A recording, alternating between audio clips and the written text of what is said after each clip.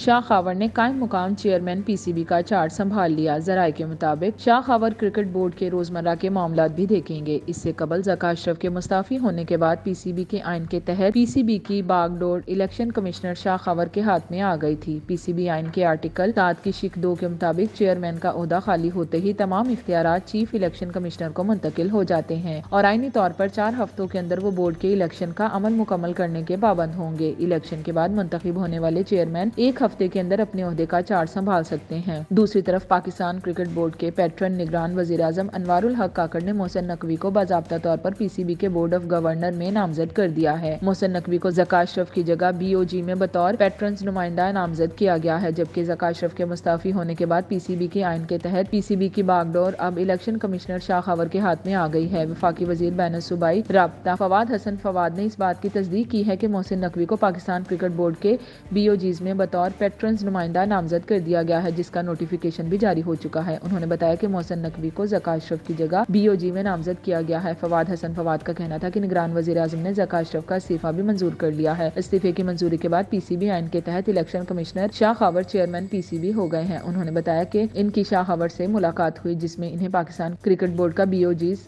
جلد مکمل کرنے اور الیکشن کا عمل پورا کرنے کی بات کی گئی ہے۔ پی سی بی آئین کے آرٹیکل 7 کی شق کے مطابق چیئرمین کا عہدہ خالی ہوتے ہی تمام اختیارات چیف الیکشن کمشنر کو منتقل ہو جاتے ہیں اور آئینی طور پر 4 ہفتوں کے اندر وہ بورڈ کے الیکشن کا عمل مکمل کرنے کے پابند ہوں گے۔ موجودہ صورتحال میں محسن نقوی کے چیئرمین پی سی بی بننے کی راہیں ہموار ہو چکی ہیں، کیونکہ 8 فروری کے انتخابات کے نتیجے میں پی سی بی الیکشن اور چارج سنبھالنے کی تاریخ تک محسن نقوی نگران وزیر اعلیٰ پنجاب کی ذمہ داریوں سے سبکدوش ہو چکے ہوں گے۔